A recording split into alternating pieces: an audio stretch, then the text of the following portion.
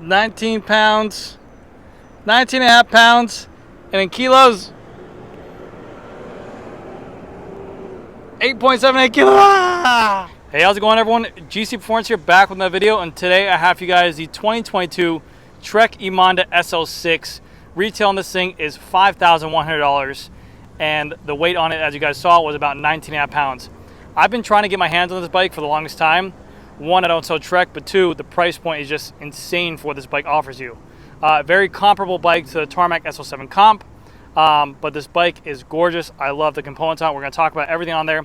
For what it is, for $5,200, you're getting an insane deal. You're getting a carbon fiber frame, carbon fiber wheels, and a power meter on the bike with a 2x12 electronic group set on there, which is unheard of, really, in today's market. But it did get a couple price raises. I think when the bike first came out, I think it was like $4,800, something like that, or $4,700. They raised it to $4,900, now $4,100.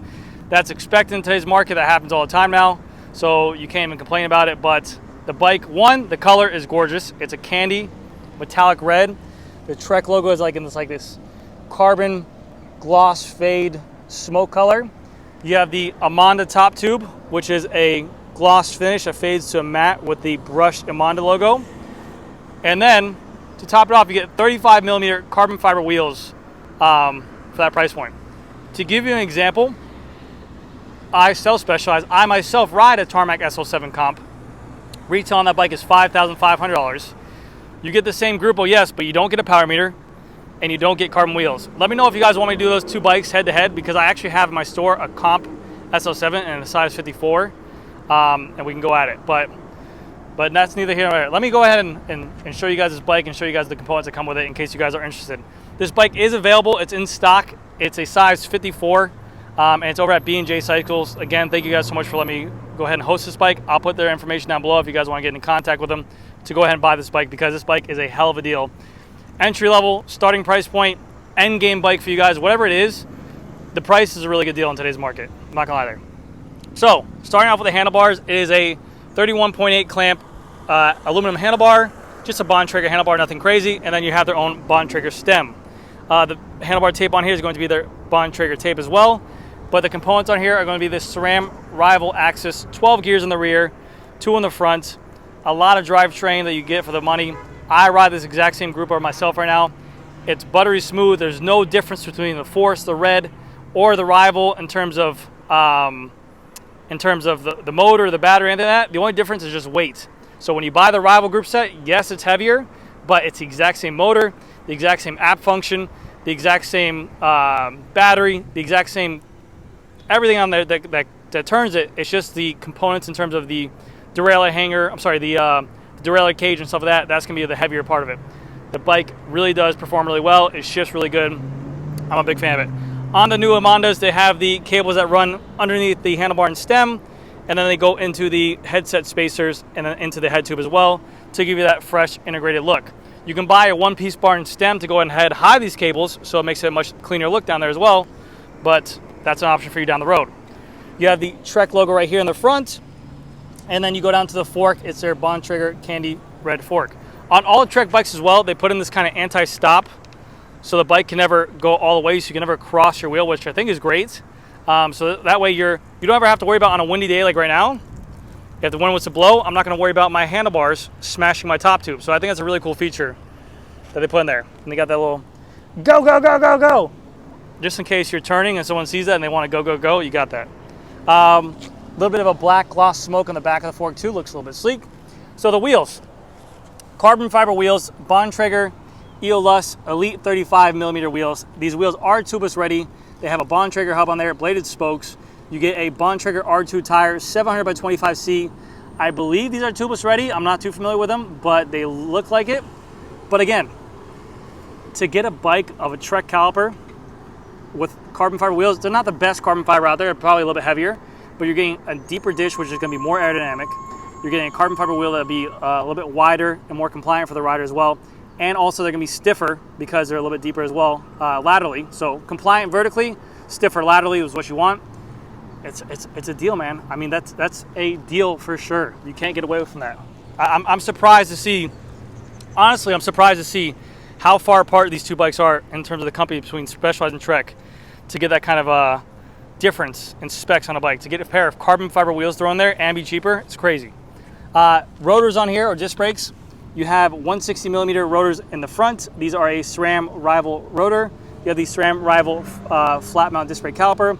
These bikes are all through axle on the front as well, so you have a front through axle.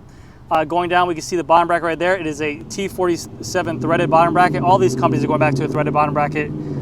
That's just what it is nowadays. Let's travel back over here to the top tube like I showed before. We can see again, you have the gloss black fade to a matte black with the Emonda logo, which looks really clean. You have the kind of tapered tube to it. Now the Emonda is, whereas the Tarmac SL7 specializes one bike to rule them all, the Trek Emonda is still considered their climbing bike with some aero properties. Trek has a Madone, which is their true aero road bike, but this is still mainly focused on lightweight and climbing. I know it's a 19.5 pound bike, but their main focus on this bike is lightweight and climbing bike. They do have, like I said, the more rigid, flat-shaped tubes on here to make it a little bit more aero, but that's just a little added bonus to it. Water bottle holder here, water bottle holder here. You have the SL6 logo, and this is 500 OCLV carbon fiber. So it's not the SLR, this is the SL, and a little bit less of a carbon integrity or a carbon frame on there. For the crank, you get a SRAM Rival crank on here with the 4835 chainring. That's going to come standard. As you can see, you do get a power meter on here as well. You get the upgraded SRAM Rival power meter kit. So you already out of the gate, you're spending $5,100. You're getting a power meter and carbon fiber wheels with electronic robot with a fully integrated bike. Great deal. SRAM Rival front derailleur, SRAM Rival chain, SRAM Rival cassette, SRAM Rival. You have a external battery right here, external battery on the SRAM Rival rear mech as well. I believe this is a 1036, which comes stock in the SRAM Rivals, but a very good cassette indeed.